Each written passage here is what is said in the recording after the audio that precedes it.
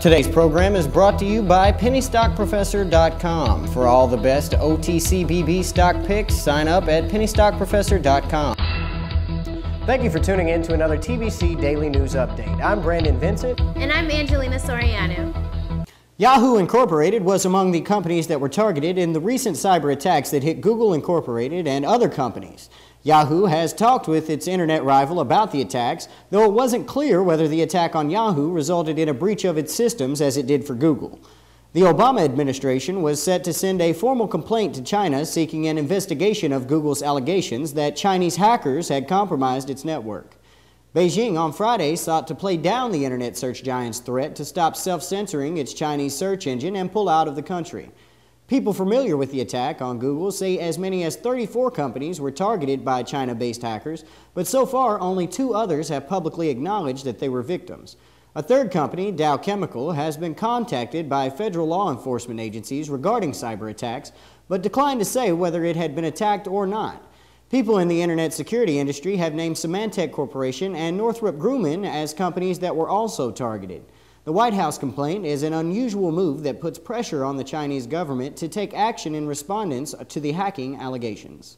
Today, in international news, Ford Motor Company and Mazda Motor Corporation said on Monday they had no plans to dissolve their car-making joint venture in China, which overtook the United States as the world's largest auto market in 2009.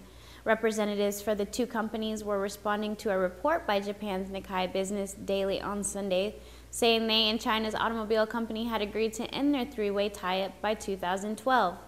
Ford spokesman dismissed the report as speculation, and so did another representative from Mazda. A spokesman also said the 3 business partners had a good relationship and had never discussed a possible breakup. Mazda's ties with Ford have weakened since the U.S. automaker reduced its controlling 1/3 stake in Mazda to 13% in 2008 to free up cash. Ford currently owns about 11% of Mazda. Japan's number 5 automaker. Auto industry partnerships have been in focus in recent weeks, with Suzuki Motors and Volkswagen AG announcing an equity tie-up in Mitsubishi Motors, and France's Piaget in talks to deepen their ties to ride out the industry's worst ever slump. Thousands of homeowners participating in the Obama administration's foreclosure prevention plan could miss a government deadline for completing necessary paperwork, putting them all in risk of disqualification. The program, a cornerstone of President Barack Obama's housing rescue effort, was launched in February and has been bedeviled by paperwork problems from the start.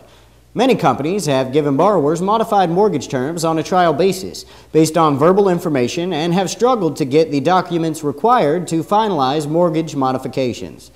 According to the data released by the Treasury Department on Friday, more than 900,000 borrowers have begun trial modifications under the program, but just 7% of them have received permanent changes so far. In entertainment news, Joshua Malina from the West Wing has no problem with a firehouse in his neighborhood, but he's a little nervous about plans to turn it into a makeshift prison. Malibu is considering a plan to have Fire Camp 8 house 80 to 100 inmates in the near future. Molina tells TMZ he found out about the plan on Saturday after he found a flyer taped to his mailbox. Molina also tells TMZ the fire camp is a 1/4 of a mile from my home. My kids and their friends bike, skateboard, run, and play here. They will all change if a jail opens in our midst. It is deeply disturbing to think that such an extreme decision would be made without any interaction with the residents here.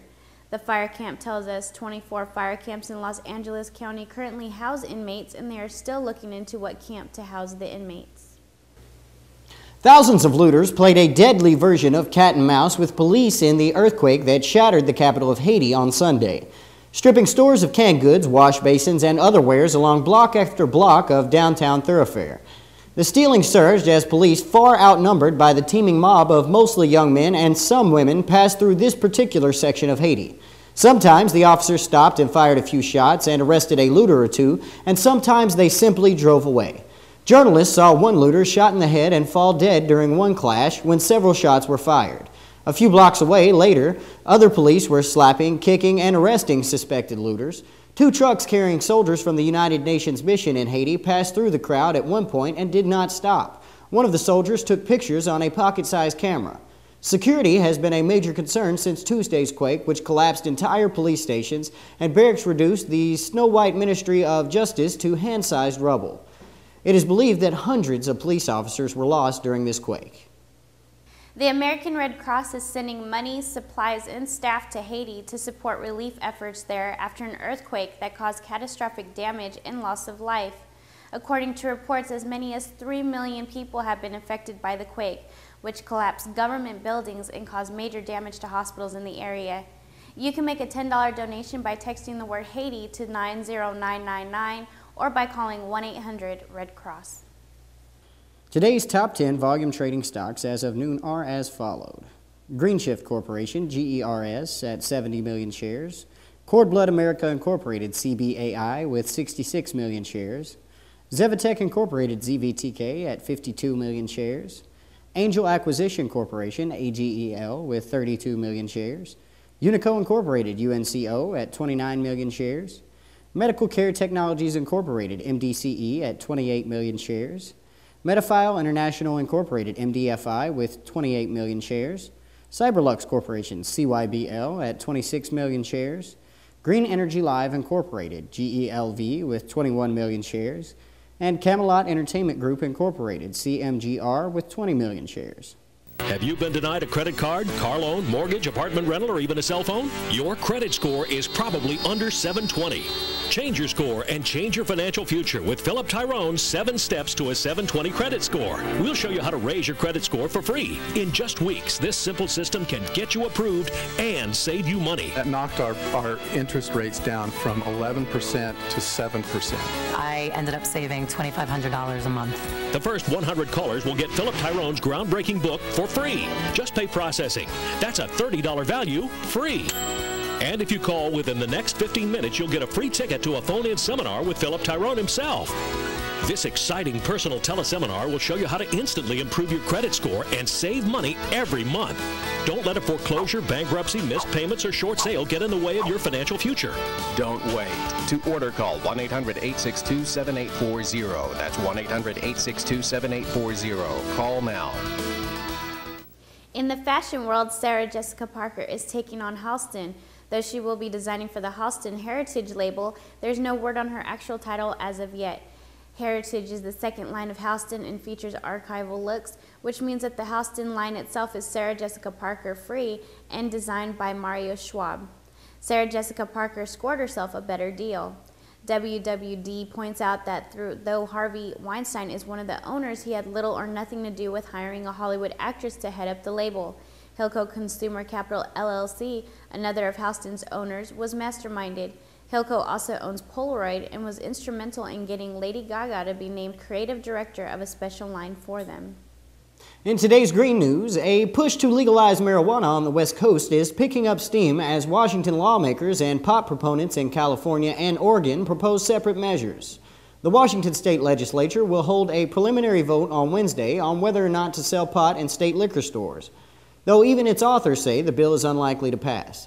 The same day in California, backers of a well-funded ballot measure to legalize marijuana are expected to file more than enough signatures to put the initiative before state voters in November.